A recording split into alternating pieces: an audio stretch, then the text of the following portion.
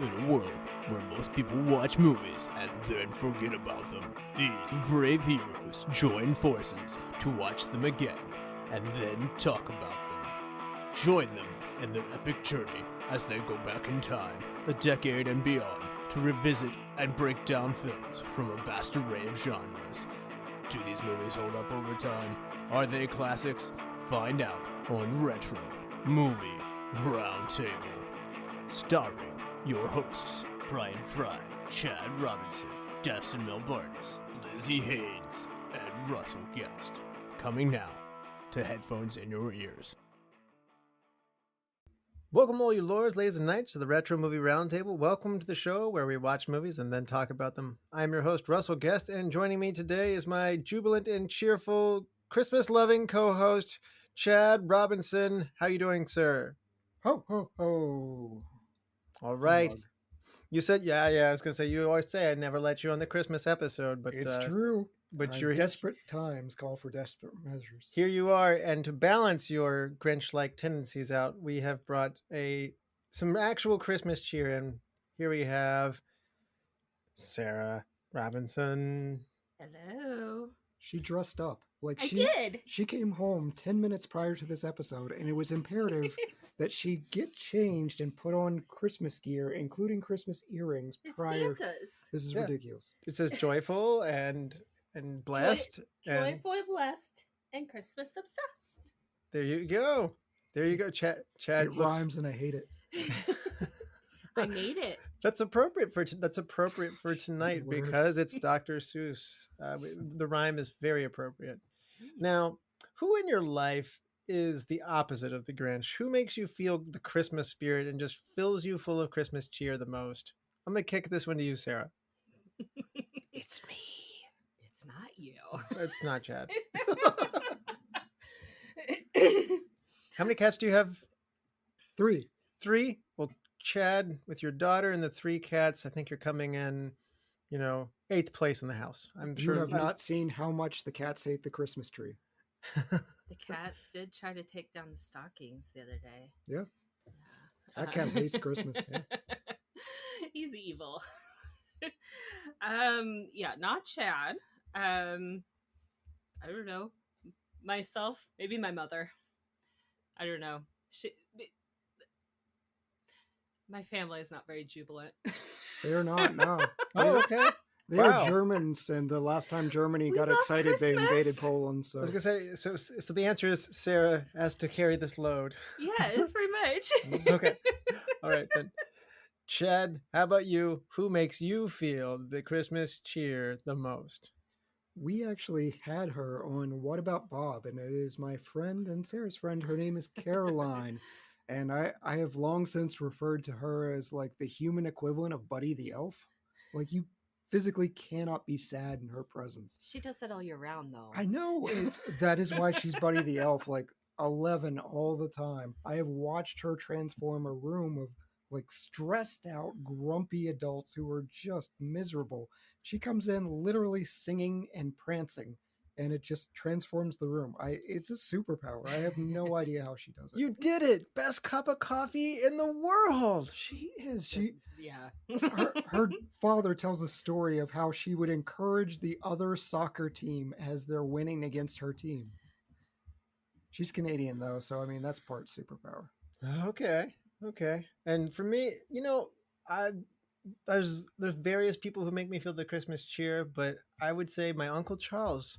He often would come to town with my cousins and my Aunt Sue, and after Christmas, so like for New Year's. But it was like a second Christmas, and he's this big guy with he tells good stories, and he's always joking, and he's a fun guy to be around anyway. So that also made the Christmas time very very fun. So I always think of the good times I had at my grandfather's house with my Uncle Charles and Aunt Sue coming up after Christmas as a kid. So he's still around, and I still love him. You just borderline called him jolly.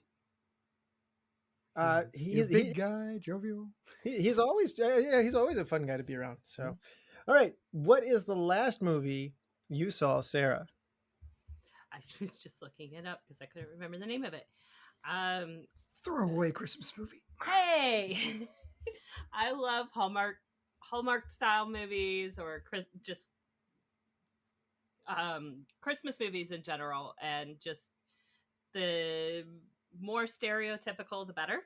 And so recently, I watched on Netflix the newer release they had called Champagne Problems, and it's a Christmas based movie, and it's boy meets girl.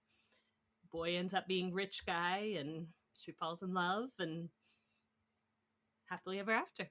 Set in Well, Christmas. Chad, did you watch this one with Sarah? No, sir. No. Okay, so this No. wasn't the last movie you watched then?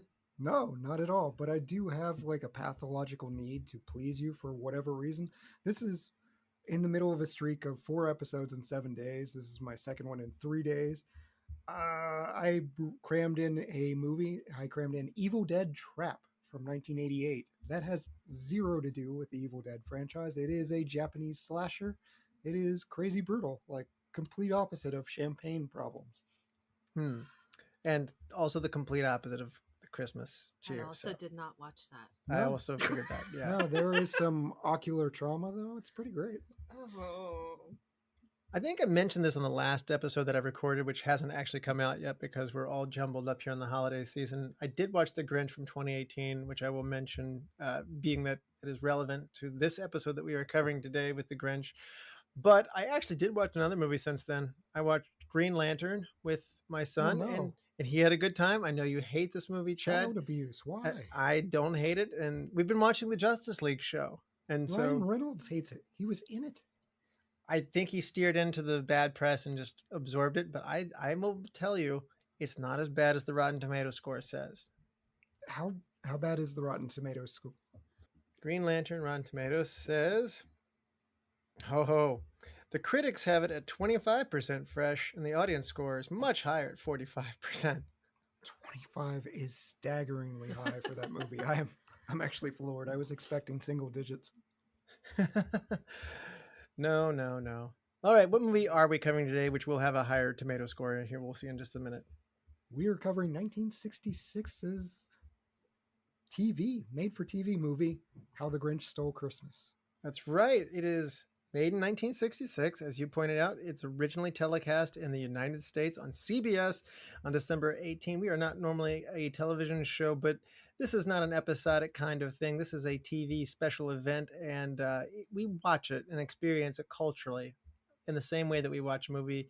And there will be few things that give you as much Christmas cheer as this movie. So we're doing it. Budgeted for $315,000. That's not a ton of money. I mean, it's a CBS gave Chuck Jones a budget that was equivalent to, more like $3 million, which was far more than a lot of these other kinds of specials, such as like the Charlie Brown Christmas. It's 4 times as much as that. For a cartoon on TV, it gets good money, but this is not like big movie budget either. So because it was on TV, we don't have an exact grossing number or box office placement number. So we'll go straight into the IMDb ratings. This movie gets an 8.3 from IMDb. The critics of Rotten Tomatoes give this a 100% fresh, 100%. And the audience score is not far behind at 93%. Now, Sarah, have you seen How the Grinch Stole Christmas from 1966? Yeah. Okay. What was your background with it? When did you first Oh, end I'm up seeing sorry. this movie? I was No, it's like, okay. yeah, it seems like an entry into the podcast. It is, and you're supposed to continue answering the question unprompted. Oh. It's less fun when he asks a question and you're like, yes. Elaborate. Okay, sorry. I probably watched it every single year, at least once a year, growing up. Since 1966. Well, no, I mean, No, not she's that not old. 1966. You're trying to age me. That was the joke. But no, growing up, my mom had recorded it from TV, and it was on a VHS that had, I don't know, probably 6 or 8 classics that were mostly just on TV: Frosty, Rudolph, Grinch, and a couple others that nobody has ever heard of. And Like the Snowman? What? Like the snowman? No, there was some with there was a clock and the mice, and they were waiting for midnight of Christmas. I don't remember what it was called, but I loved it as a kid. Anyway, Hickory Dickory Dock? no, No? but we would watch it. We would watch that VHS over and over and over and over and over and over. Probably in July every year. Like it was. Chad is shaking his head. constantly. I love it. If there was ever an episode that needed video, this is the only one. Like normally we're not much to see. I will say, but right now, Chad's. I love it. We're Sarah's dynamic. I know Sarah's got a beaming smile on her face, and Chad's just saying, "You can't watch Christmas movies in July. You just can't." So, But why not? No. so You I guys will start listening to Christmas music at that time too. I will say this. As you grew up, did it change the way that you viewed How the Grinch Stole Christmas? Are we in comparison to the book or just in general a gradual scale? I guess no, I've always loved it. Okay, you loved it then. You still do. That's a Christmas thing for me. Like that makes it Christmas. And when I got married, somebody didn't want to watch it with me, and so that was just weird. I'd seen it. I didn't understand why But you we watch it every year. Why? It's Christmas. No, It- this it is like It's this true, is it like is. the That's a Ring fact. tape where you're stuck watching it and you've got to pass it on every single year. So to me, it's a tradition thing. Like it's something you gotta do. And Yeah, I married into this without knowing it came with these types of obligations of we've got to watch the Charlie Brown Christmas special every You should. single year. You really should. And the Grinch. mhm. I've shut down Rudolph and Frosty because What? of these. Oh, They're awful. They are bad movies. no. Good movies. No, Yukon Cornelius, come on. I'm I know. just, she's not a It's a Wonderful Life person, which I'm very grateful for because I'll watch it. I know that is a lot of people's Now, yearly see, tradition. I don't I love do that other Christmas movies though. A lot of the live action stuff. Gremlins, Die Hard. No, I was thinking more like Christmas Story or Lampoons. Those sort of Home things. Alone. I'm not into those. Home Alone, I didn't watch until I was an adult. Oh Right. wow. This- I want your childhood to have that. Like My, Uh-huh. my Yeah. childhood had animated. Okay, all right. That, It was a that very was my animated childhood. Now, Chad, I don't want to bring this energy level down. I almost hesitate to ask you. Have you seen How the So Grinch I Stole don't want to bring Christmas? you on the podcast and bring this energy level down. Yes, I had seen this, and I married somebody that loves it with a lot of other animation. So I've weirdly become our animation person on this podcast. That is not a lane I would have picked for myself, but I enjoyed it the first time. I just didn't see the need to watch it over and over and over again. I think since we've been married, it's darn near close to every single year we've been married. Lies. It's a lot. Not It is. enough. Well, okay. I am going to be the weird guy. Like, I have changed views on this movie. Oh, When I was little, I didn't like the Grinch. As an adult, I completely sympathize with the Grinch. Like, I'm not trying to be funny. I completely understand his plight, and we'll talk more about that later.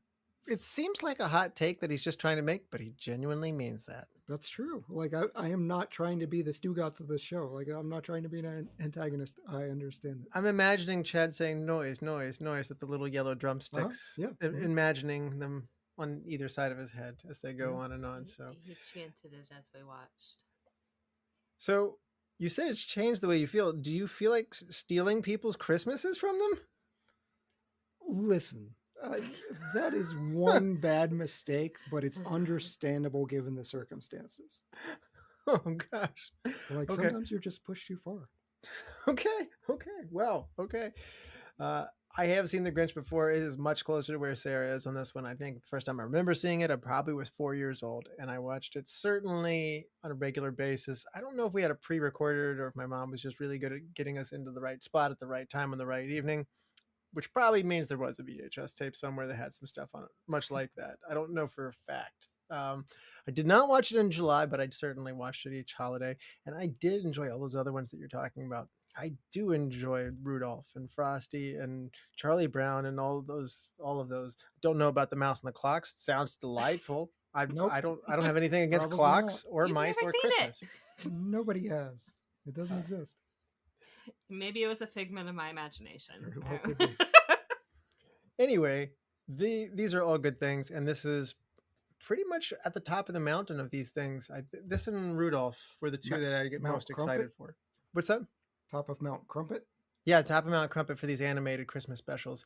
And I think you're right, Sarah. I think you can take these in together. You can watch them because they are short, and you can kind of make a duo or maybe a triple feature even out of some of these sometimes. And it is a great thing to pop on while you're putting your Christmas tree up. I do tend to go with them up at Christmas Carol at tree time if I can. But the Grinch is another great choice to have on at this time of year. Christmas Carol. That was another one we watched. Okay. Yeah. Chad already, I think you were in that one with me, right, Chad? I was, yeah. That was the other Christmas episode I was allowed on because it's a ghost story. There you go. It had And ghosts. I think we had a cancellation or something. It might have been Lizzie on. You might have filled in. Maybe Right, that would make sense. Yeah. Now, you don't want this beloved classic book and movie and Christmas special, however you want to phrase it, spoiled for you. You probably know the story by heart, but if you haven't, we will warn you there are spoilers that lie ahead. We will be back after these messages. Welcome to the All 80s Movies Podcast. I'm Bill. And I'm Jason. And this is the podcast where we talk about the blockbusters, the flops, and everything in between from one of the freshest decades for movies, the 1980s. So whether you're a brain, a jock, a valley girl, or a Jedi, we've got some 80s classics for you. Do these movies stand the test of time? Are we discovering something new? Is there an 80s movie we're finally watching for the first time? Join us each week as we dive into the cinematic nostalgia that inspired and influenced a generation. From the hits to the cult classics, we'll discuss our earliest memories, favorite scenes, fun facts, and our not-so-favorite movie moments too. It's the All 80s Movies Podcast, now available on all major streaming platforms. Please subscribe and happy listening.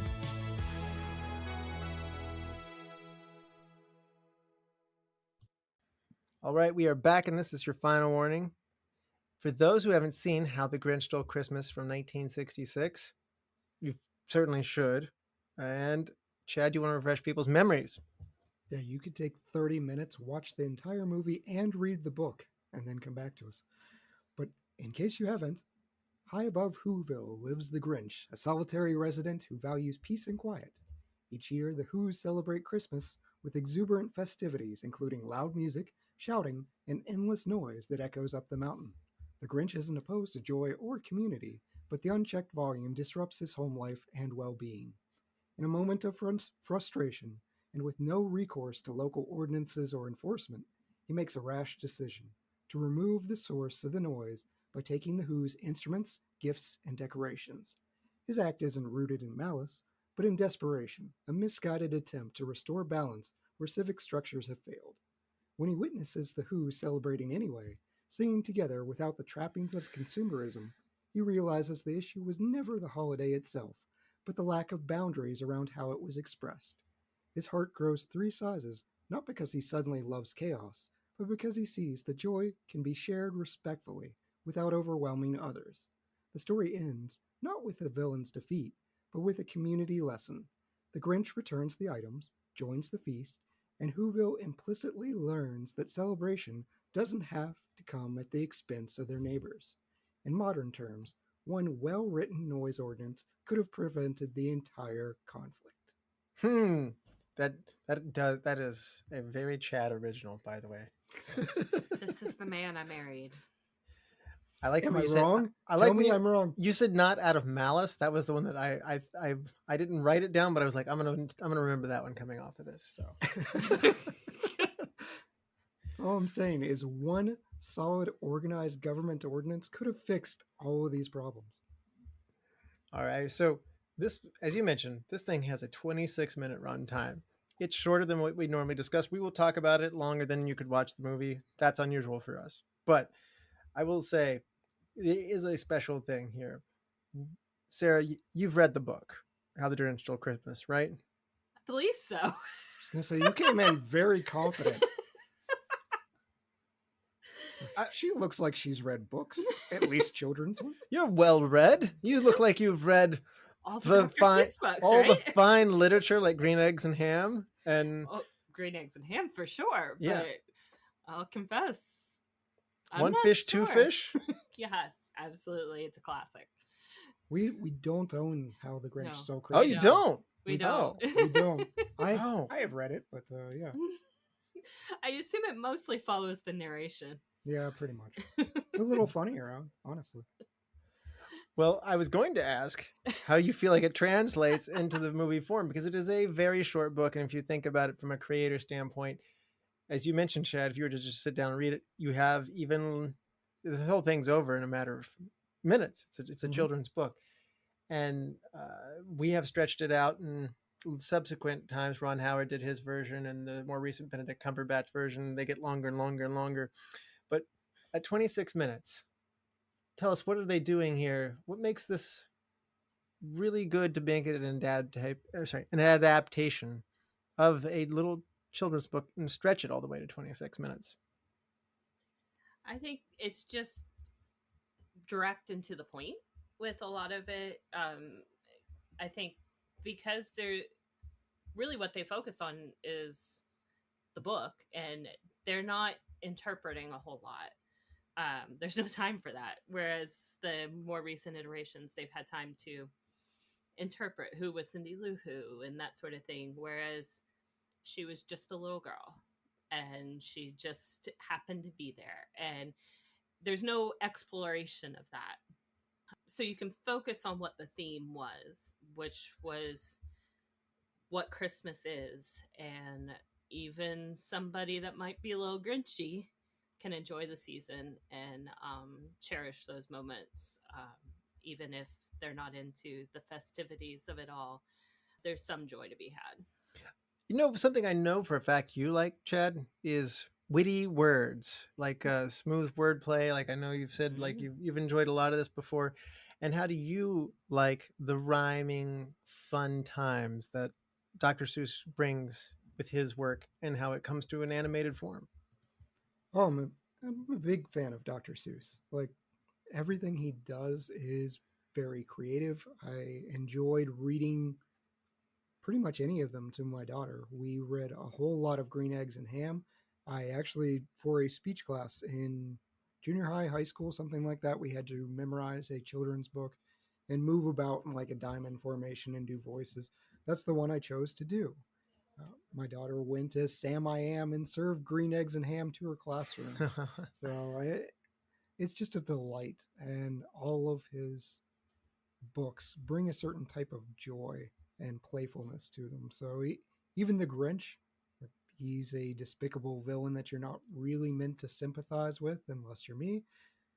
He's still fun. Like, you're given side characters like Max to kind of view through the lens of, okay, this is still a little puppy who's there for comedic relief and Wile E. Coyote moments, but he still loves the Grinch. There's got to be something there. Cindy Lou Who. Dogs are wonderfully loyal, even to the Grinch. So Max is not in. He's in the book, but he is not featured Right. very heavily, so he's not a big part of the book. So I think Max was a great way that they brought this in to spread this out and to fill it up. I think one of the other fun things is Dr. Seuss creates a wonderful illustrations, and so it's a visually fun thing to like look at. You can, even when I Google it and just look at the still frames of it, it makes me happy to see this. And it's interesting. I didn't really ever realize this. I just took it to be, hey, this was drawn like Dr. Seuss. But in preparing for this, I did look at the book, which we do own. And sorry, Dustin, this is Retro Book Roundtable all of a sudden. Normally he has to caution Fry not to do this, but the animation style is different in the book. So it is. He's a different color. Yeah. There's a more roughness. The Grinch changes a lot depending on how he's coming off in this movie, and there's a Looney Tune like quality that is going on here. There's a reason for that. So Chuck Jones is a Looney Tune creator, and I am also going to take the moment to say this is a fun marriage between the world of Dr. Seuss, but it also, I didn't pick up on this because Looney Tunes to me was something so big as a kid. That's just what I thought cartoons on TV were like. I would see the old reruns of Looney Tunes on Nickelodeon. It was the last thing that would happen before Nick at Night would come on. And this has something I didn't realize because it's not actually Looney Tunes. It belongs a little bit to that world because of the creator from Looney Tunes coming in there. Did you guys enjoy Looney Tunes as kids? Yeah. I enjoyed Roadrunner and Wile E. Coyote. Those were my favorites. But there's always the other classics. I am holding my stuffed Marvin the Martian, who I found out, he was a big part of my childhood, but I found out he's really not in very many episodes. He's great. You go back and you look, and he's not all that present. He deserves better. But yeah, big Looney Tunes fan, and definitely noticed it going through this rewatch, trying to watch a 26-minute movie critically and preparing to talk over an hour on it. I'm like, that little cliff jump, and Max grabs onto the Grinch and wraps around him. It's very Looney Tune-esque, like how they fall. It just reminded me straight up of the Wile E. Coyote animations. Mm-hmm. Yeah, it's fun that I think Looney Tunes does an amazing job of making you laugh at stuff in between the big jokes. They put like pratfalls or stuff falling on like for instance, Max is on the ground and then like the Grinch wants to run real fast and he like scoops up piles of snow and he throws it all on Max and it piles up. There are these very fun animated things that can't happen in the real world, and I think that that's one of the really fun things that can happen. I don't see this as much in the Pixar world. As animation has gotten more real, I think it steps back from some of those exaggerated, Saturday morning cartoons in the paper or those Looney Tune kind of things where, that's a really animated, exaggerated world that we're in. And I don't see as much of that now. And I get a lot of nostalgia for it. And it makes Grant laugh an awful lot too.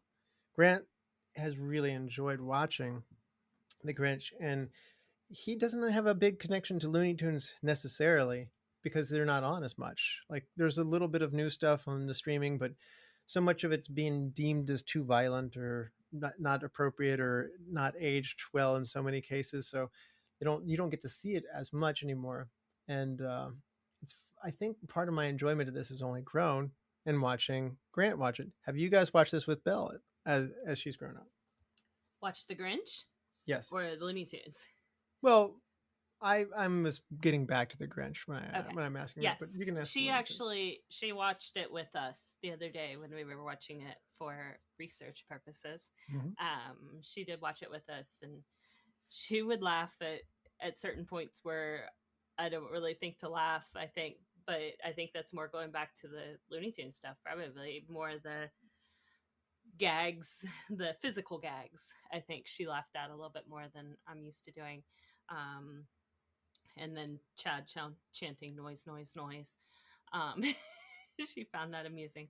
She was very excited to watch it with us, but she has seen it before. It wasn't the first watch for her. She's a Tweety Bird fan, so that is her thing. She also really likes the Roadrunner and Wile E. Coyote. But yeah, she requested to watch the Grinch with us, and she'd seen it before. She does give me a little side eye of like, why do you like the Grinch? Why do you sympathize with him? I'm like, you'll understand when you're older. Like, don't worry about it. Just wait. I really don't understand now that I'm older, Chad. No. But I will tell you, I will give you this one little grace on this. If you don't enjoy something and everybody else around you is enjoying it, that isn't Christmas, then it is grating on you. And I noticed I excluded Christmas because it's great. It may be I don't know, but you just always are looking for the villain's motive. It doesn't matter who it is. It is very justifiable. Like you should hear his rant on Gaston if he hasn't done it yet. I've done it. Gaston given the information he had, made a fairly reasonable decision.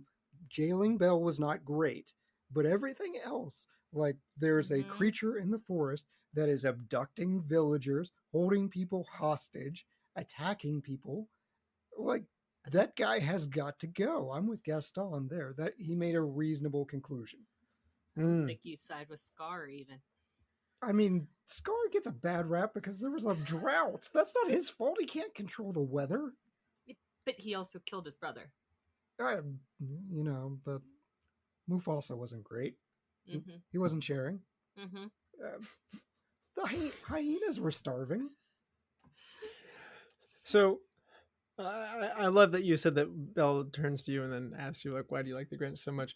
Grant actually does like the Grinch character a ton. He does find it funny that when, bad stuff happens to a funny villain or whatever, and he finds the humor in him. But it also does make him happy and smile as he's changed because, in the same way that Ebenezer Scrooge finds Christmas cheer and, is transformed to a kinder person, we see that happen with the Grinch. And that has to be, it's the heartwarming side of it that has made it stay as you get older. Like I think you said Belle laughed and it's a fun ride. It's one of those things where it feels really good to watch, someone say Christmas isn't about the presents, and more and more and more, maybe as you become a parent, you feel the pressure of making Christmas right for your kids and getting all the gifts. And it's a big whoosh. It does come with a lot of activity, and you feel like you could easily take more time to make it all fit. And it's really something rewarding as they join hands and they sing. And Christmas songs, and whether you're singing in church on Christmas Eve service or whether you're even just in your house making cookies or something like that in a quieter moment, there's something about that goes beyond the presents, and that this movie touches on that. And I think that to me is why, if you were to rank, we've not done this before, and I think, Chad, you have to step out and send Sarah in your place that week. If we were to ever do a top 10 Christmas movies, this is why this is so powerful for me. It's the feels that it gives in this. I mean, the best ones are exactly how you've described. Like, that is why people love the Charlie Brown Christmas special. Absolutely. Because they take that time, and Linus gives that wonderful speech, and here's what Christmas is really about. And it's not about the sad little tree or anything else or the pageantry. Here's the reason for the season. Same with this. Not about rampant consumerism, not about anything else. They still have joy because they're finding it in family and friends and spending time together and not banging on 17 different instruments.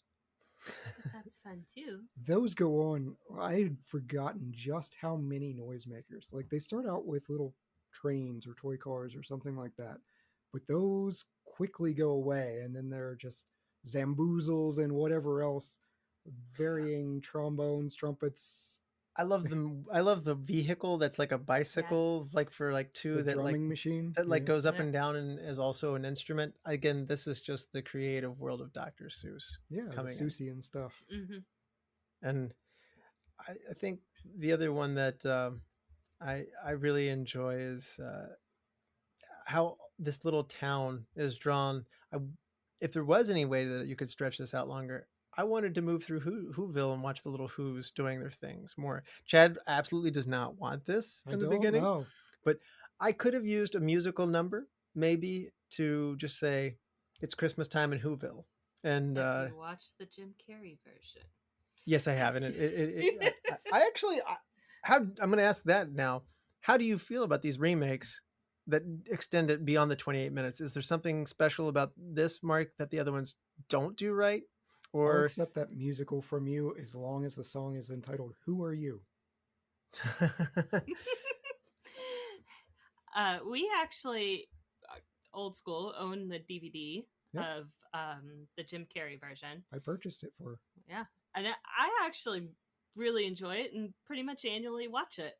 And we've added to our stock of Christmas movies that I annually watch, and that is one of them. I love Cindy Lou Who in that adaptation, and just her progress, and her solo "Where Are You Christmas," I cry every time. Faith Hill's great. Yeah. I mean, Jim Carrey's magic.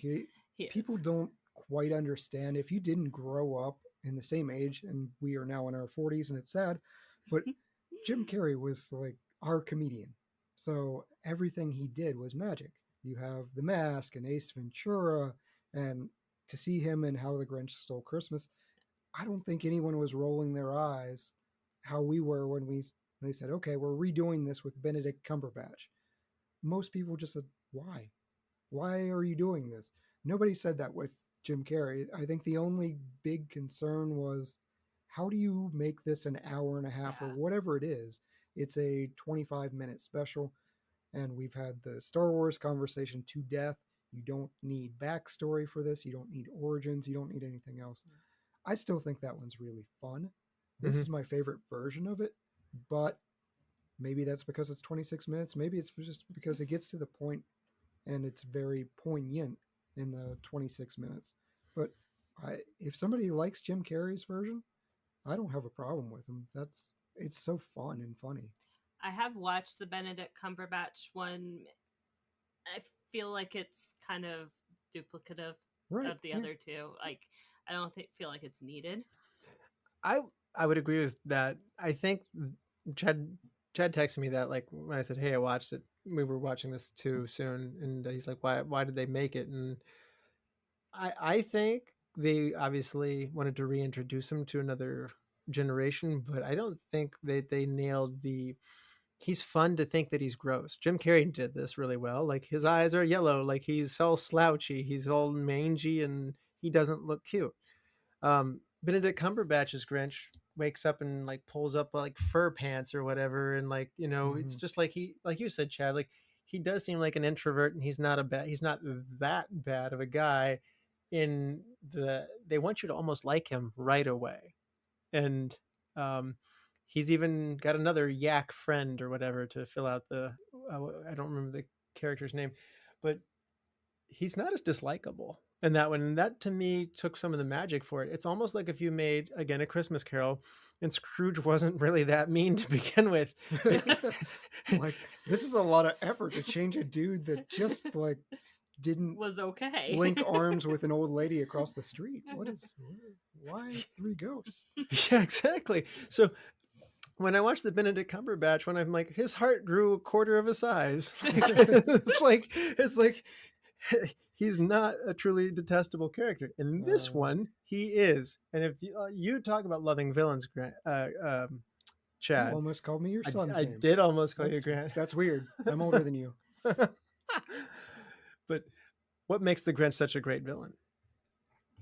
You know what? I think it comes back around to the fact that he can take it. Like, he almost revels in this song. There's no pushback or anything. You're getting this such a fun tune of how despicable the Grinch is, and there's no response to it. It's just him enjoying celebrating evil and celebrating his plan, and the big smile as he gets this terrible idea, and everything about that, how he slithers like a serpent on the ground.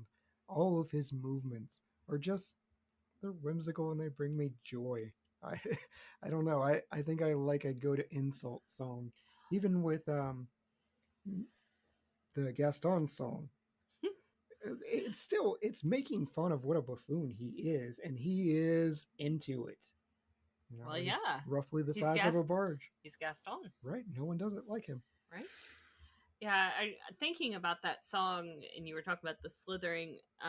You know, it starts when he's still in his cave, but then it's moving as he's going down to Whoville, talking about, you know, while he's taking apart everyone's Christmas, and seeing the conniving ways he goes about just destroying everything. He came prepared. He had magnets. Yeah. Magnets and, well, pool sticks he found, but just bags and bags and bags, and the creative ways he untrimmed a tree. I need to be that efficient when I take my decorations off the tree. I'm never that efficient. I need to learn some pointers. But he's not apologetic when he's doing that. No, No, He even- loves it. Yeah. But he does take time with Cindy Lou Who, and he gives her a pat on the head. Like, he's not mean to her. Oh, he's just tricking her, though. That's just straight up deception. He's fooling a little girl. So she Okay, doesn't as tell on opposed to every adult in America telling them Santa is real and he'll deliver you presents if you're not good, or if you're good. Of course he is. Who else would do it? I don't see the difference here. There's a bad rumor going around that the parents do it. What? That's ridiculous. No, I've taken credit for it since day one in our house. Like, we have a Santa gift, but we're like, most of the stuff you enjoy is from us. We split it. Yeah. Although we have told her already. But Yeah, sorry to our listeners. Spoiler alert. Yeah, I know, Chad. This was supposed to be a family-friendly episode. It's to all the 4 and 5-year-olds out there listening to us, I'm really sorry. Also, don't watch our future episode on Don't Breathe. No. Yeah, don't do that. Well, who do you get to voice the villainous character, Chad? Who could possibly bring a voice to such an evil character? I mean, you've got to go Universal Monsters. That makes me so incredibly happy to have Boris Karloff involved in this.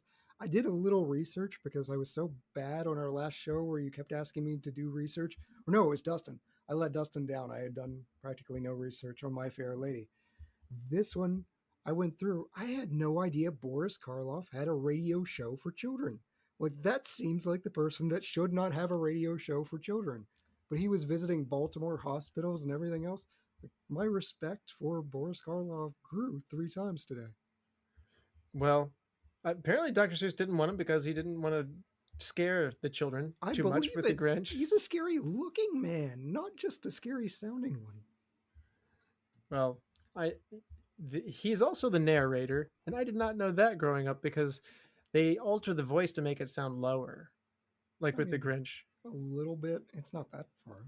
When you're a kid, I don't notice these things. So maybe it's one of those things where you have to put it all together later.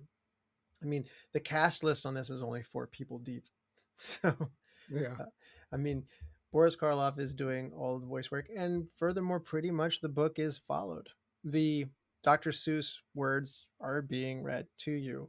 And so the role of a narrator in this one is huge. So Boris Karloff is doing double duty narrator and, again, the iconic Grinch character. So He does Cindy Lou Who in the radio show. I don't know how that could possibly work. he uses a slightly different voice, but yeah. June Foray is the one who does the voice work for Cindy Lou Who, and you just look her up. You can Google her. She's done stuff with Looney Tunes. She is Rocky, the squirrel from Rocky and Bullwinkle, which I really enjoy. Rocky Really? and Bullwinkle. Yes. She works until very late in her life, like into her 90s. She is a prolific voice actor, and so she is so much more than Cindy Lou Who. Yogi, Moose and Squirrel. even Tiny Toons, she makes some appearance. So, yep, she's a big time voice actor, even though she doesn't have hardly any speaking lines here. But she nails it. Cindy Lou Who is this moment of so great that you get to see who he's victimizing, and again that drives you into, man, this is a one evil guy. Chad saying no. Oh, come on. Cindy Lou Who is adorable. She doesn't even have No, any she's feet. not. She just like Yes, she floats. is. She Wait. is precocious. Okay. Chad doesn't like precocious children. I do not know. Mm. And she's supposed to be 2, I think. Yes, no She's more. far- She says no more than 2. Listen, I have a 9-year-old who is not as eloquent as Cindy Lou Who. It bothers me. Her diction bothers me. Santa Claus, why? Why Yeah. are you taking our She's tree? very well spoken, and it's a problem. Ours would have cried. That's true. Yeah. I don't know. I've never stolen things in front of my daughter, but I do imagine she'd cry. She cried last night when I made ravioli. So You should make your ravioli better. Why did you make her cry with your ravioli? I don't know, but I doubled down on it. You did. Yeah, It was not great. Not- And then he left, that's true. and it was my problem. I did have a I had somewhere to be. Oh no. Yeah. Do not feed. I mean, this is true. Russell's known me forever. Don't feed my family something green. I probably would have cried for years if somebody gave me salad or whatever. This was a spinach ravioli, and she cried. Okay. Well, the Chuck Jones did model Cindy Lou Who after his own granddaughter, Valerie. So he was made with love. And I love this character, even though Chad doesn't. I like how Way she to just make me feel like a jerk. Yeah. This was after his granddaughter. So the original broadcast was from 66 to 70 was actually brought on by the Foundation Full Service Banks, and all those sponsors, plugs, and stuff gets stripped out later. We don't see any of that stuff later on, like 1970. I think Coca-Cola is a big one, Nabisco, Reynolds Metals Company. Again, this is done on TV, and I'm really glad that this is why I'm not positive. I did watch it on live TV. I don't remember a large presence of ads in it. Did your medley of It's right Christmas in the hits? beginning. It is fantastic. Like there's fanfare and everything that talks about this bank. And Really? It's yeah. You can check it out on YouTube. But I've seen the stripped out version. I watched it, and then I watched it with Sarah, and the first thing I wrote down was "Yay banks!" It was a celebration of the full service banks. Well, you both work at a bank, and they got their money's worth out of that sponsorship for sure. Yeah. Not that bank though. No, I don't even think that bank is in existence. I think they folded. Or... Bought out. Oh, not even the Grinch could save them then. So Right. No, Fannie Mae, Freddie Mac. Nope.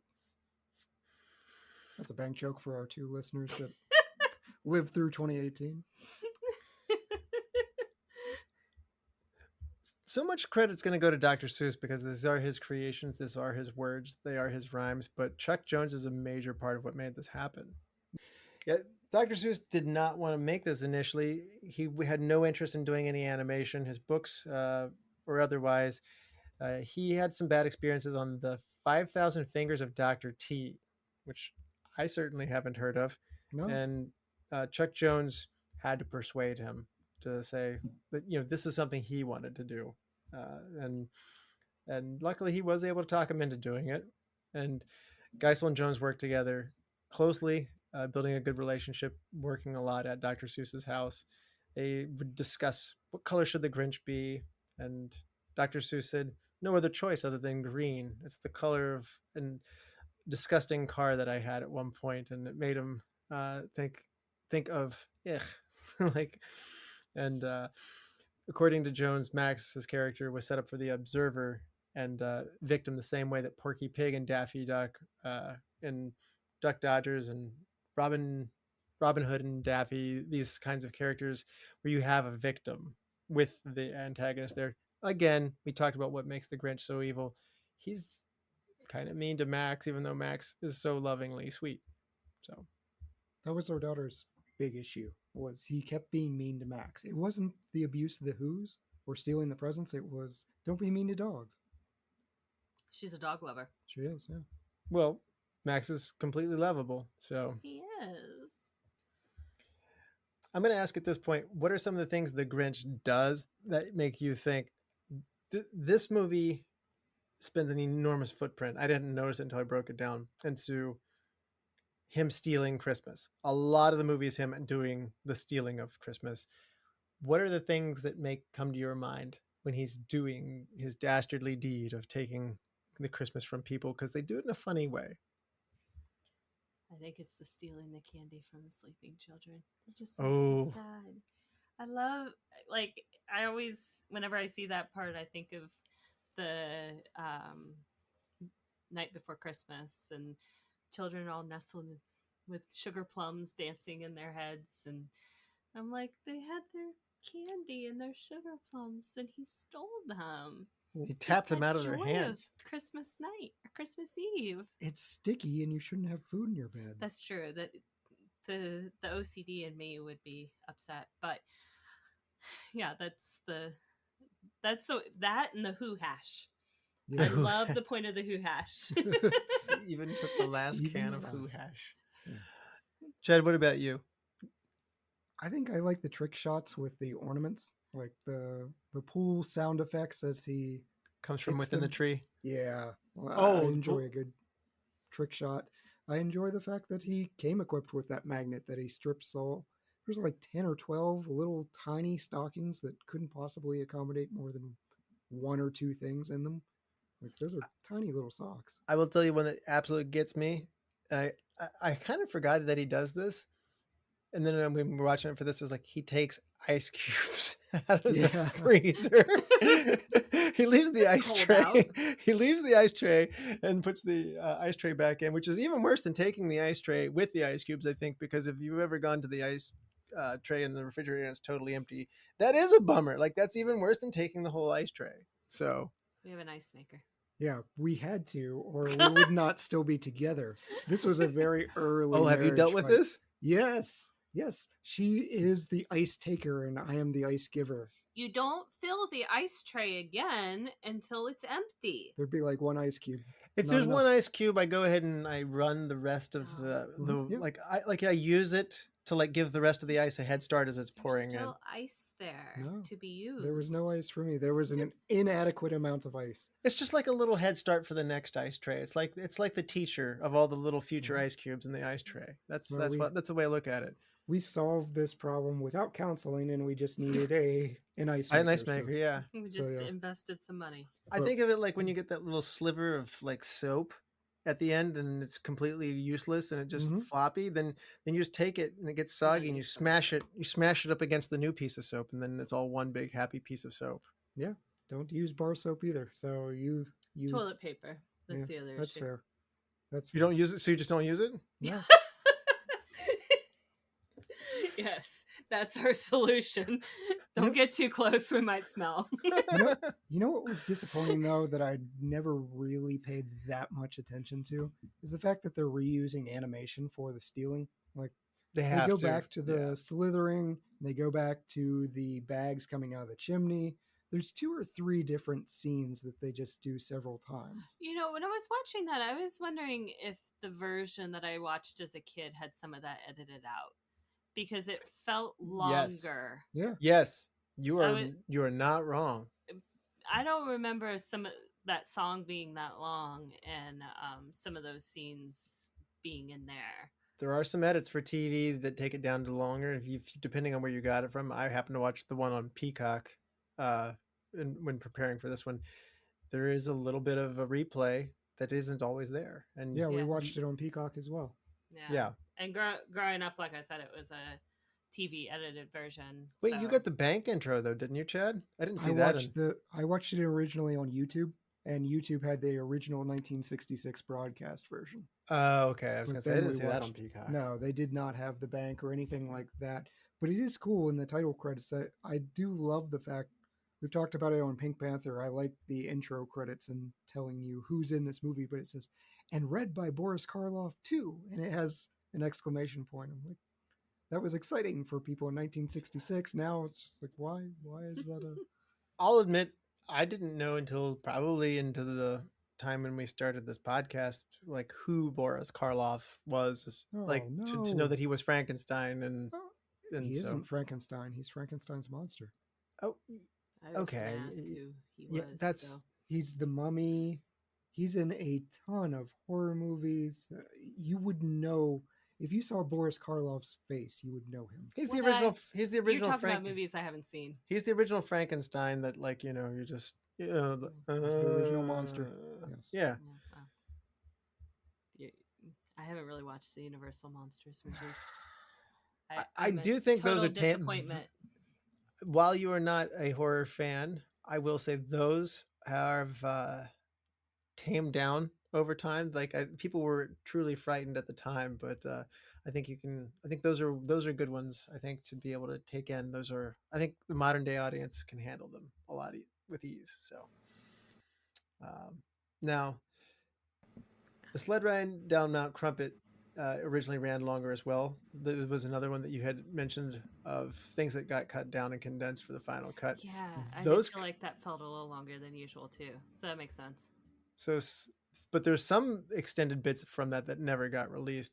And I want to say the ride down from Mount Crumpet is where I feel the Roadrunner Coyote quality in this, like Absolutely, the way that they depict these big kind of inspired backgrounds, and it like I don't want to take that for granted. Like they made this look really good with as they descend down into Whoville. So yeah, my favorite part of that was going back to Max was when he kind of went under the sled and was going backward, and then suddenly he was on top of the back, and he looks back and he's just like, "I'm here. It's the I'm Looney here for Tunes the ride." physics. Right. Yeah. Yeah. The subtle wave, the shy little wave at the end. Yeah. Love it. Mm-hmm. So, and we've mentioned it before, but Chuck Jones, he is the guy who's, his shorts include Bugs Bunny, Daffy Duck, Wile E. Coyote, Roadrunner, Pepe Le Pew, Marvin Martian, which Chad has sitting nearby him at this point, Porky Pig, among us others. This guy knows how to do animation. This guy knows how to make people laugh.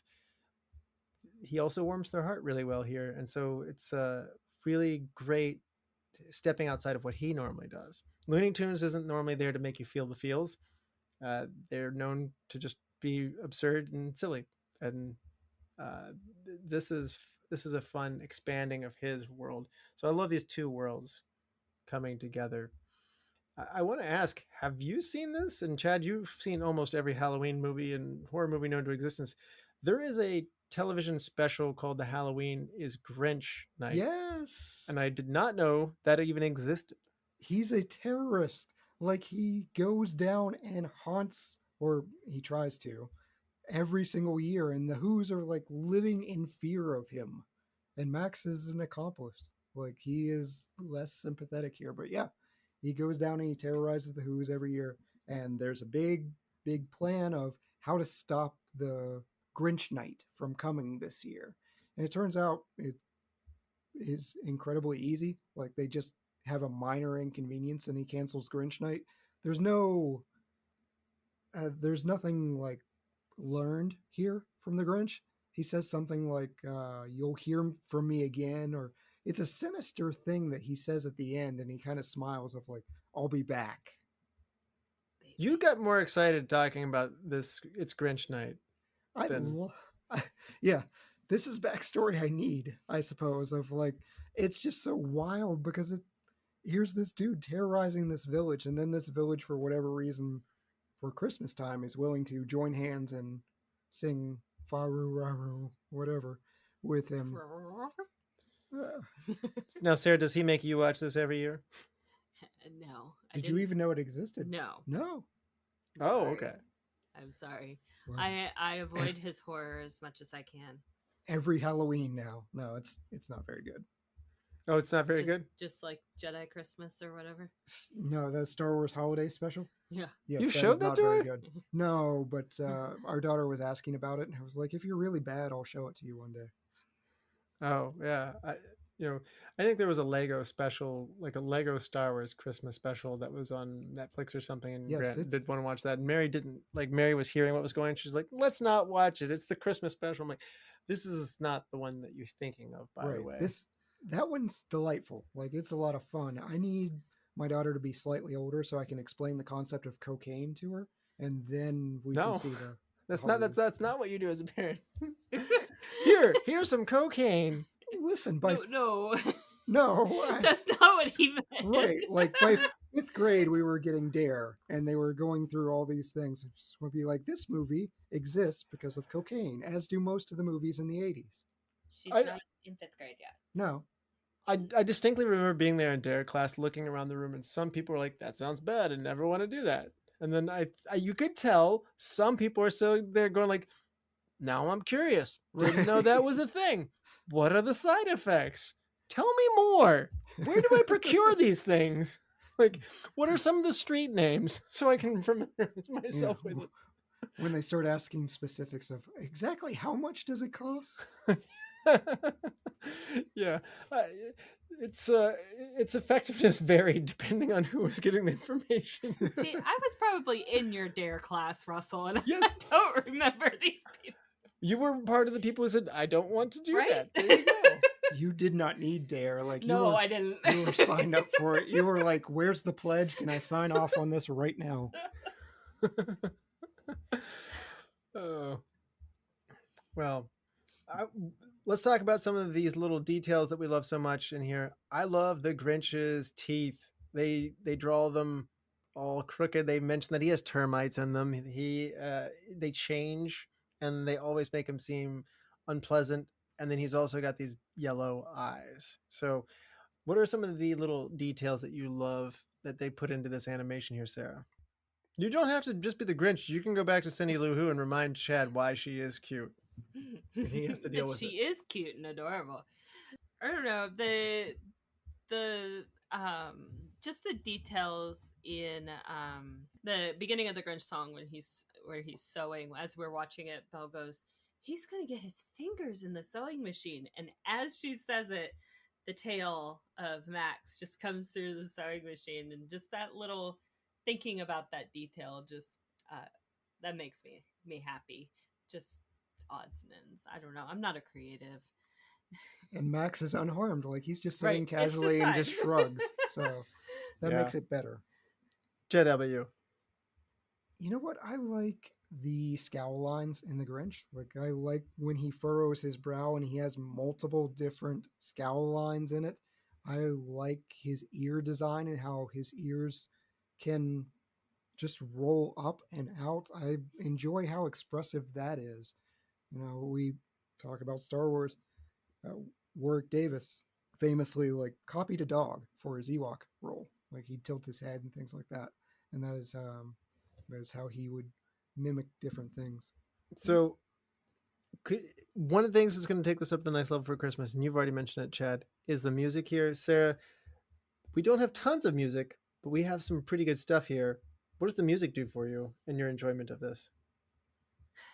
It just, I think of the mean one, Mr. Grinch, because that's the main one, and it's just, it moves the story. It makes me despise the Grinch a little bit more. But then I also think of the Who's and Whoville and their singing, and it's nonsensical. Nobody understands what they're actually singing about, or at least nobody watching it, unless you speak Who. I don't. But it's just the joy that they have, especially at the end when it's not so much noise, but it's peace and joy and togetherness, and that just warms my heart into a way that I can't explain, even though I don't understand the song in any way. It's just a sense. I mean, you don't need to understand a song. Trash in the Camp from Tarzan. Sometimes it's just a vibe. But it does start with French horns, which is very important to let you know that this is going to be a really good movie. Like we have French Your horns favorite. introducing this. And like, yep, Nathan's in for a smiling good time. somewhere. Former Yeah. co-host. Yeah. I played for quite a while. Love a good French horn.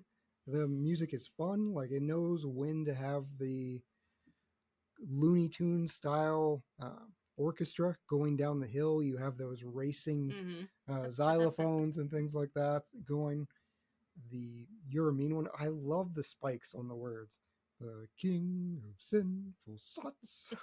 It's just how he manages to enunciate all the ending phrases somehow makes it a whole lot better. Like it's just how disgusted he is with the Grinch. So Thurl Ravenscroft is the guy who sang the song. Do you know what else he is known for? He's great. He's He Tony is- the Tiger. He's Tony the Tiger. That's right. He's also Jeffrey the Giraffe for a little bit, but I don't remember Jeffrey talking. No, I don't either. I just remember the song. Yeah, I didn't want to grow up. I wanted to be a Toys R Us kid. Yeah, we didn't get the Toys R Us in our market until too late for us. So Where's one out? Oh, Wasn't too late. I enjoyed it. never mind. we had other toy stores at the time Yeah. before the We- Toys R Us came to us. We would drive 45 minutes Yeah, to we did too. Barbersville to the Oh, Toys really? R Us. Yeah. Yeah, we did okay. too. This was And there was like a children's castle thing. yeah. Yeah. Yeah, my parents would take us right before our birthdays, and we'd load up the car, Mhm. and then my parents would buy all our birthday presents and tell us not to look in the back seat. Yeah, this is, Because it was a 45-minute drive. They weren't going back. yeah. Retro Charleston Roundtable. It's what it's like to grow up in a very small city that didn't have normal things. We didn't have an Right? Olive Garden for a while. No, we did. It was at the mall. Yeah. It came in You just didn't go like there. probably when we were in junior high, probably, right? Like Right it about. wasn't there most, it wasn't there most of the time we were growing up, but yeah. Well, the songs were composed by, so it's a 60 musicians playing a 34-piece orchestra, a 12 voice choir. They all worked together for 8 hours to make Trim Up the Tree, Welcome Christmas, and You're a Mean One, Mr. Grinch. Welcome Christmas as Fahu Doris, I guess, is what I think of it as. And as you mentioned, I don't know why this isn't on my Christmas playlist. Even as I'm reading this, I need to fix that. Like I want this in my Christmas playlist. So Didn't have Trim Up the Tree as you were decorating? I have You're a Mean One, Mr. Grinch, but no, I don't have these other two. Like they are must adds. So I am going to ask a question. So this is if you're directing the movie, you're Chuck Jones or whatever, and somebody said we want to go longer, and to some degree Ron Howard's already dealt with this, but put yourself in a different world. What are you doing to make this, the animated version, longer if you were to do that? How did Max and the Grinch meet? No. No. You need an origin. You don't. I mean, the origin of this story, because the Grinch is pretty handy. We see him sewing. I believe the Who's are responsible for the shoes. And the Who's set all this up because the Grinch's shoes were too small. This all goes back to the Who's being villains. That's all. Well- I like that. Well, I mean, in the Jim Carrey version, the Who's were the villains of his childhood. Yeah. Certainly in the mayor. Yeah. Yeah. Yeah, they were very mean. But yeah, I think there's a bit too quick of a turn for the Grinch. Like he gets all this caper and takes off to the mountain, and the sled just precariously balances. And he's like, you know what? Never mind. And it's under 30 seconds that he changes his mind and decides to return everything else. So It's the last 5 minutes. right. Like you're down to 5 minutes. He's stealing gotta Christmas wrap all it the way up. up to that. Yeah, I know. I kind of want him to revel in his triumph and just spend some time being miserable in this victory before we get the payoff. Maybe like Want a him to, song like I Did take, It. Take all the stuff out of the bags and start playing with the Who's toys and Yeah. Yeah. Or just for comedic relief, have Max doing it with like a ping pong battle. You know? Yeah. That's a good suggestion. Yeah, I like that. I thought him giving the presents back more was like again, it's only 5 minutes at the wrap-up. end. Yeah, I think the joy of giving Christmas back, like that whole, we've come to a resolution. They don't sit in it as long as in my head, like it's such a heartwarming thing. But you're right, Sarah, like it's pretty fast.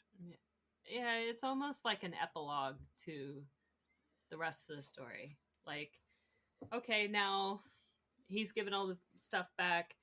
Just so you know, he had a meal with the Who's and just that's it.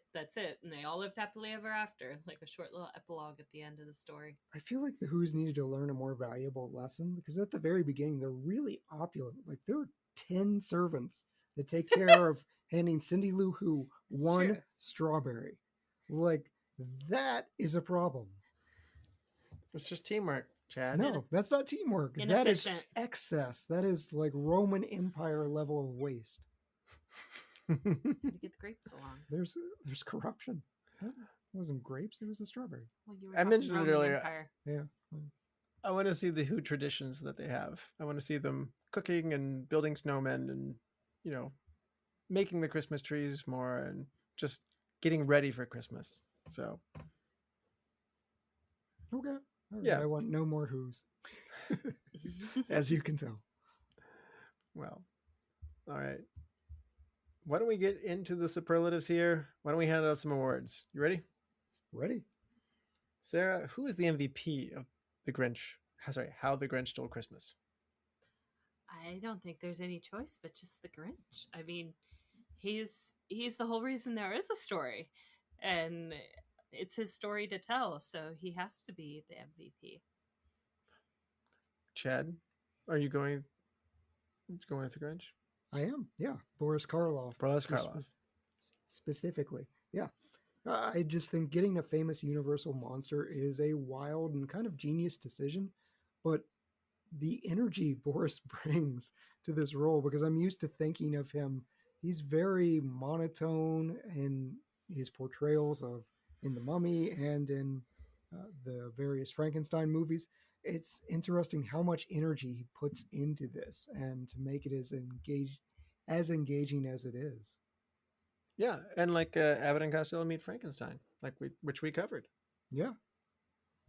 So still a poorly titled. I'm still changing the title of that movie. It's a lot to say. It's a lot to say. They did not ever meet Frankenstein. It could have been Abbott and Costello Meet the Monster. Somehow that bothered you. You're right. I remember it continues to. Yeah. It drives me insane. Well, I'm with Dr. Seuss. The idea to create all of these wonderful illustrations in the book, the rhymes, make it all come together so well. And he has a general aesthetic. And they kind of steered towards the Looney Tunes side of things with Chuck Jones, but the groundwork was laid by Dr. Seuss. And I'm going to pick Dr. Seuss for this one. And I also share a birthday with Dr. Seuss. Very nice.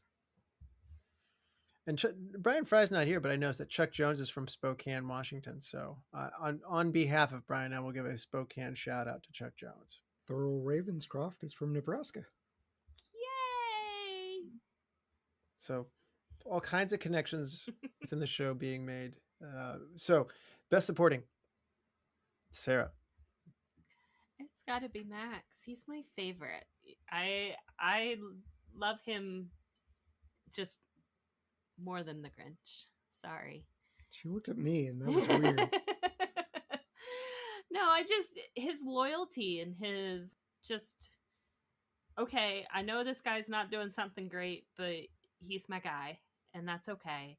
And not that you should just follow the crowd, I guess, but no, he just takes it and he rolls with the punches, and he's that little comedic relief that I think is needed sometimes with the Grinch that's so serious. Seems oddly personal. So serious. No, I felt a little self-insertion in that description. That was hurtful. I also picked the dog, though, because the dog's the best. His little paw waves. He's adorable. You're not going to like this, Chad, but I'm with Cindy Lou Who, voiced by Jane Foray. She's too cute. No. Little pigtails. The Christmas ball is the entire size of her whole torso. She's tiny. So, no. Go back to bed. All right. Hidden gem, Sarah. I already kind of talked about this one, but I love the little scene of the kids in the bed and just the villainous of it, of taking candy from a baby, and just thinking of that and having that creative outlook. It's just one of my little favorite wink nods. All right, Chad, how about you? Hidden gem. He's so corrupt he does steal candy from a baby. Yeah, I went with Thurl Ravenscroft, who has a ridiculously awesome name. The baritone he has, it's just the way he places the emphasis on the words that he's saying, I think have as much to do with why it's successful as the lyrics themselves, like how he chooses to sing it. Well, I'm going to go with some unseen people, the animators, Ken Harris, Abe Levitow, Ben Washam, and Dick Thompson. I love the energy that they bring to this. The book's great. The rhymes are great. Dr. Seuss, I gave my MVP, but these guys gave it new life. They gave it that Looney Tunes feel. And I didn't give Chuck Jones a shout out here, but thank you for him for convincing Dr. Seuss to do this, because it wouldn't have happened without him. So, recast. If you had to recast somebody else and put somebody else in their place, who would it be, Sarah? There are only 4. There are only 4, and you might have to take a big swing at this one. Like, who? Like, would you dare like put another person in the Grinch role? Like, are you putting Benedict Cumberbatch in this? Oh, heck no. No, I would not be casting him then, now, or ever. Aw. I like Doctor Strange. Okay, I'll take Doctor Strange, but not as the Grinch. Just don't ask him to pronounce the word penguin. I don't want to mess with perfection, so I'm sorry, I'm not recasting. Punt. Uh-huh. That I did. You could recast today if you had to. So Just put Steve Carell in there. He's already in Horton Hears a Who. he's too happy. That's not the right Grinch voice. I didn't say Grinch, just like as the mayor or something. Oh, Recast Jim Carrey. okay. I mean, he's always good. Chad, how about you? You Cindy gonna be Lou bold? Who. Absolutely. Who are you putting in the role of Cindy Lou Who, Chad? It's not going to match up age-wise, but Drew Barrymore, because she's adorable in E.T. She's one of those children that I can actually stand. She does a good job, so I think she would be a good Cindy Lou Who. Okay. Not Taylor Momsen did a great job too. She did a great job. She did. And she just released, by the way, Where Are You Christmas now as an adult, which was super We saw fun. her on the Macy's parade. I do Yeah. appreciate that she's come around to it. I just hate the fact that she was bullied for that. Yeah. Like, why are you bullying her and calling her the kid from the Grinch? Like, that's She- awesome. I heard her talking about it. She's really fond of her memories of having been on the set. And like she says, I got to grow up in Whoville, and that was a lot of fun for me. And she enjoyed her time and the people who were on the movie with her. And in concerts in December and stuff, even though Pretty Reckless is her band, and it's a very different type of music. And Yeah. people sit there and cheer and say, give us Where Are You Christmas? Not in a mockingly way, but people want it.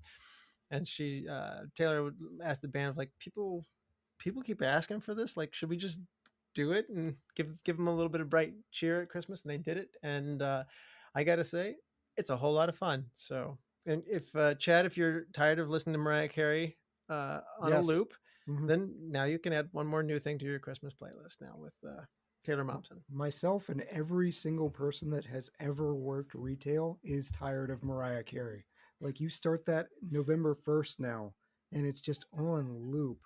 I think the worst thing I ever heard was a male version of Santa Baby. I don't even remember who the male singer was, but that was traumatizing. I hadn't heard Dominic the Donkey before. That's been within the last 5 years. That is a blight on How'd humanity. you only hear about it in the last 5 years? I don't know.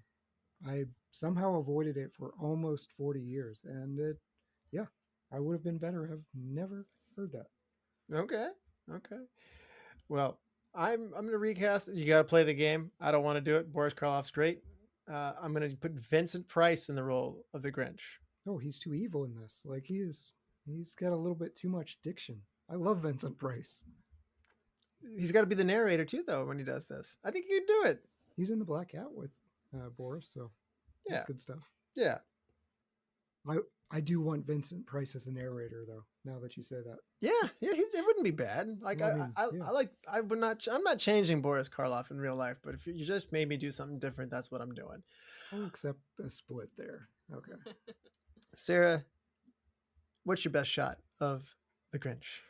The point at which the Grinch has changed his mind and he holds up the sleigh, triumphantly ready to go back down to Whoville. I just love even though he's changing his mind and changing all of his attitude, he looks triumphant, and that just makes me excited. And I just on the hilltop, and he's just jovial and ready to go, and I love that shot. All right, Chad, how about you? Same thing for you? We went the opposite direction. It's like when we were watching the movie and they said his heart grew 3 sizes that day, and my immediate response, and I regretted saying it the second I did, I'm like, that's a heart condition and he needs to get that checked out immediately. Like, that's life-threatening. My daughter looked at me like, what is wrong with you? And it's like, yeah, that's a fair question.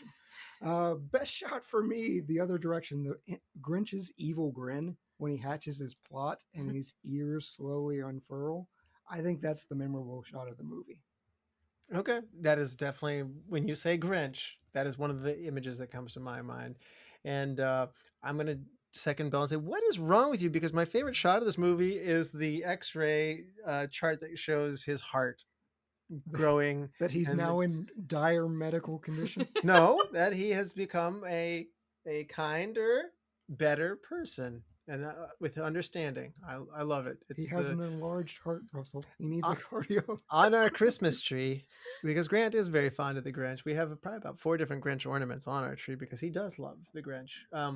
There's a ornament where if you turn it one way, like it kind of looks like one heart that he's holding up, like the X-ray diagram from, and if you turn him to the side, it looks like it's growing. And so we used to have these more back in the 80s. I don't know the term for it, like the tilted kind of, it's like a serrated plastic that will change your view depending on what angle you look at it. The little hologram type things? Yeah. I don't think it's, I don't know what the proper term for it is, but yeah, you got the idea. I don't think I've paid attention to the ratios before. Like it's been this year that I've learned that his heart grows one size bigger than, because it was 2 sizes too small. Yeah. I always assumed it was 1 to 1. I was like, oh, you got an increase by 1. All right. Sarah, what is your best scene? My best scene was the scene at the end where the Whoville community is singing around holding hands, singing in a circle around the tree, and just there is no tree; it's gone. Well, where it would be, It's where the tree was in Market Square or Center, Whoville Square. Yeah, we're gonna call it Whoville Square now. It's a circle. I'm just gonna ruin all of this for you. There's no tree. It's not square. They're in the square in a circle, holding hands, happy that it's Christmas. Chad, what is yours? Because I bet it's the same thing. It is not. No, it's not. No, you brought up, or we haven't brought up yet, the reindeer gag. I really enjoy the fact that he's looking around for a reindeer, and Max is like the only thing that he associates with. So he gets the reindeer antlers or the deer antlers off the wall, puts them on Max. Max falls over to the weight. That's funny. And him having to saw it off and just have this pathetic little one horn on Max. It's ridiculous. Okay, well then, my best scene is when all the town gathers their hands in Whoville Square and sings the song and where the tree was.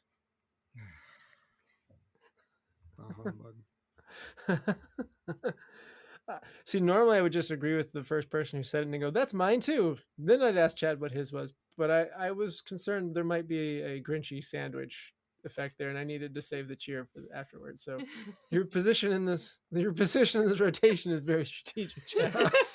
I know. This is why I'm allowed on this episode. Just like, you tried to be the villain and we're going to be the Who's. It is yin and yang right now in the Robinson household. All right. Best wardrobe or makeup moment, Sarah? I know Chad just talked about it in his best scene, but I did love the antler on Max, and just, okay, well, that didn't work. Okay, we got to cut it off. And just the thought process of animating that, thinking that that's going to be too heavy for that dog, and having to cut it off, and then it makes a perfect DIY reindeer, and I love it. I appreciate the dedication to the bit. Like, the Grinch isn't doing this halfway. He is cutting everything out, and I do wonder during the cutout, like I told Sarah, it kind of looked like a Klan hood. I think you're making stuff up. I do wonder if that was intentional. Like, I couldn't find anything to back that up, but when he's cutting out the hood and the robe for Santa, it looks like an evil Klan member in the silhouette. Oh, okay. Well, I can't believe nobody picked Grinch wearing the Santa costume. By default, we're going to have to go that way. But I had planned to say, like, the contacts change or the eye change that he undergoes. Throughout most of this movie, the Grinch's eyes are yellow with, like, red pupils, and he looks very sickly and disgusting, as he should. But once he uncovers the meaning of Christmas, his eyes, they're white with blue pupils. Yeah, we'll get to that in a minute, but I did want to talk about some of the Grinch's attire. I liked his shoes. They didn't have to give the Grinch shoes. Do you remember the Sneetches? Yes. Like, Yeah. he sort of looks like a Sneetch. Like he has that same kind of furry collar around his neck and a little bit of that port belly. So the fact that they give him uncomfortable shoes as a potential reason for being so salty, that was my pick. Okay. All right, then. Change one thing. Sarah. Besides maybe making it a little bit longer, I wouldn't change it. No. And we did ask you what we would do to make it longer, so okay. Yeah, I mean, maybe flesh it out a little bit more. Give a Max backstory. No, I'm kidding. More Max time. Yes. Okay. Max doesn't really get to participate much in the feast, so Yeah. He should have something special for him. Give him I some made cash. Chad sad this the other day when I told him, but Grant has like one of his like early like learn to read level 1 books that he had was Cooking with Grinch, and he and Cindy Lou Who were collecting ingredients and making a recipe, and it turns out they were making dog biscuits for Max in the end. And Grant really likes that book, so there you go. More this is Max. Chewbacca and his medal. Like, why does Chewbacca not get a medal? Same thing. Yeah. Max needs to be more involved in the feast. Yeah. Every dog gets its bone, so he needs a bone. All right. Chad, change one thing.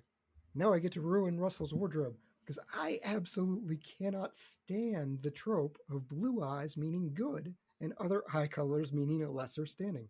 Red and yellow is not good. Do not change the color of the Grinch's eyes. Leave them that natural red and draw his facial expressions differently. When he smiles, not the evil one, but the real one toward the end, you can see in his facial expressions that he's now a good guy. He doesn't have to change eye colors to be a part of this master Aryan race. There's like, oh no, Chad. Yeah, that's blue eyes good. Where are you going? But red eyes? It's sort of, what's wrong with red eyes? Some people, but Smeagol and Gollum, two towers. Like you can tell the difference between which one's Smeagol and which one is Gollum, and they don't go changing eye color. They change facial expressions. It can be done. Okay. Well, you've undone what I've done, which is fine. They also flip back and forth. I don't know if you noticed that, but they flicker inconsistently as he's going up Mount Crumpet, and sometimes they're red and sometimes they're blue. That's very annoying.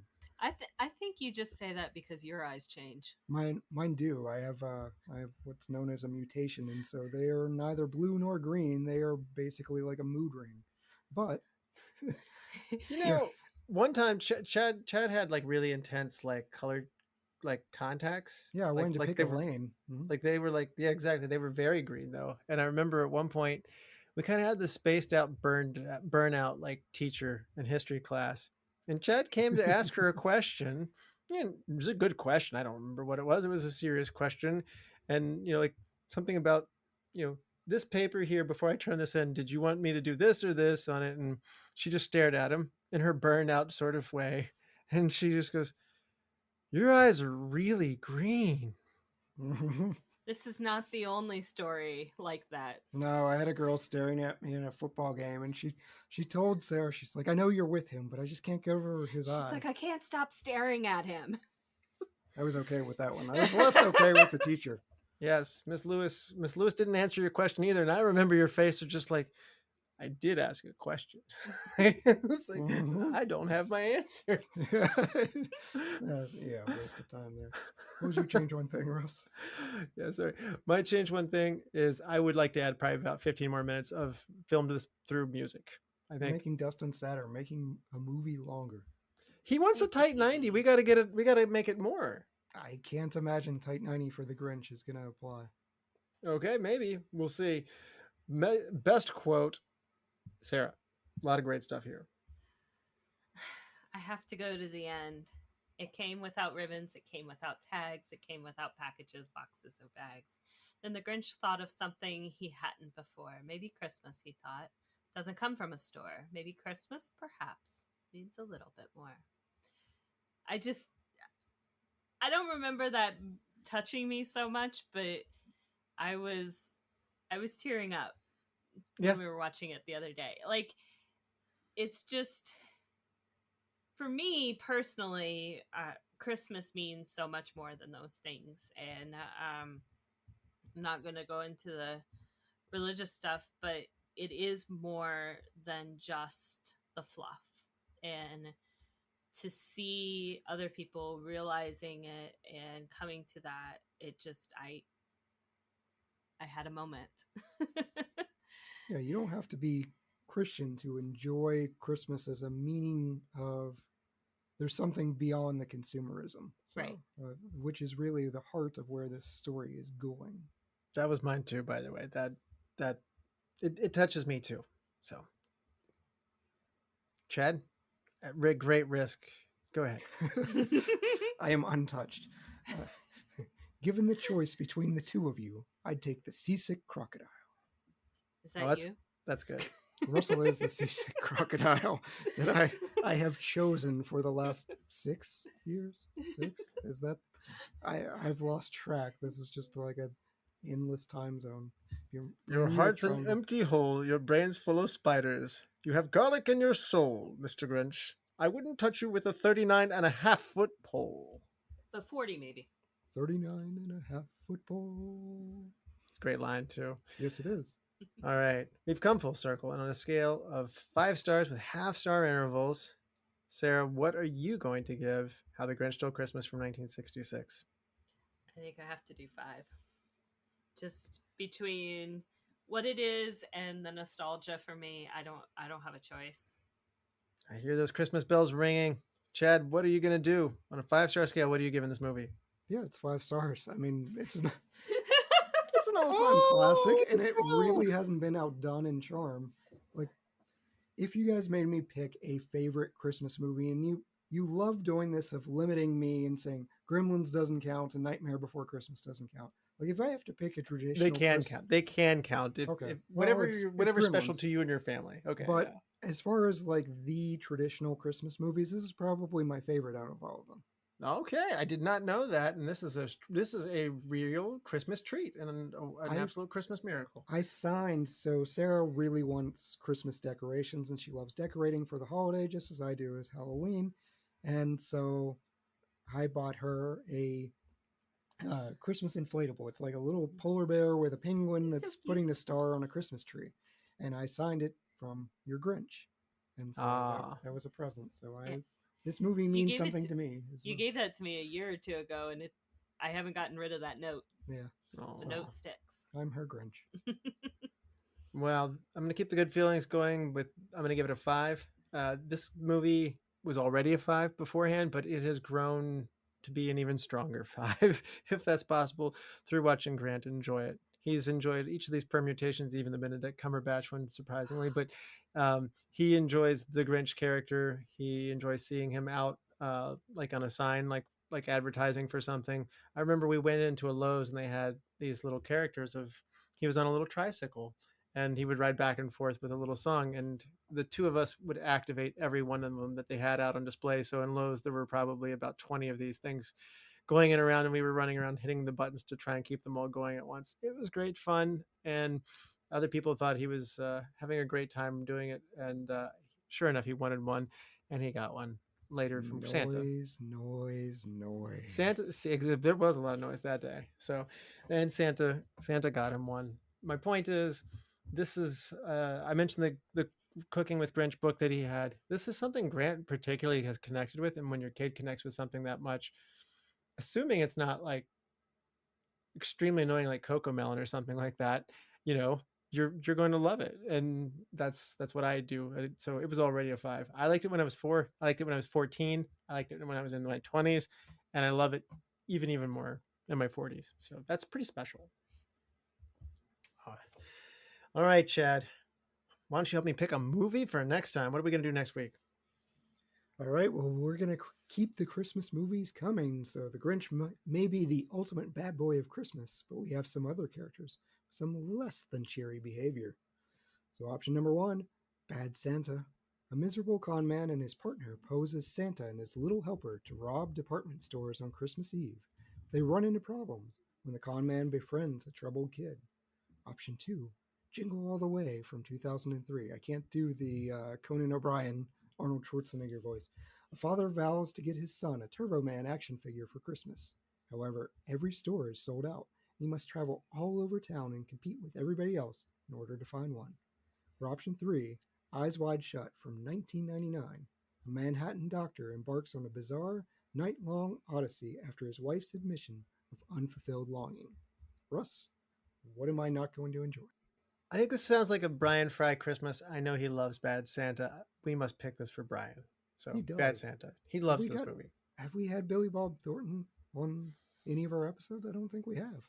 Yes. Oh no, sorry, that's Billy Boyd. Billy Bob Thornton. Oh, we did have Billy Bob Thornton in a Christmas movie, The Ice Harvest, which was a Brian Fry. Oh, yes. Brian Fry again, yeah. Well, we're going to do Bad Santa next week. Sarah, thank you so much for joining us and bringing your good cheer and somehow balancing the Robinson household with Christmas cheer. It's not an easy task, but you managed to pull it off. Thank you. Chad, thank you for bringing your Grinch. Every time. All right. And thank you all the Lord Slays and Knights of the Retro Movie Roundtable. We invite you to reach out to us. We want to hear from you. So subscribe, rate, and review us on Apple Podcasts, Spotify, wherever you get your podcasts. Subscribe to our YouTube channel. Give us a like on Facebook. Follow us on Instagram and Twitter at @movie_retro. Email us at retromovieroundtable@yahoo.com. And producing and providing this podcast is fun, but not free. We invite you to support our show at our Patreon page at www.patreon.com/Retro Movie Roundtable. All contributions are much appreciated and always go towards making the show better for you, the listeners. As always, thank you for listening. Be good to each other and watch more movies. Chad? Merry Christmas, you filthy animal.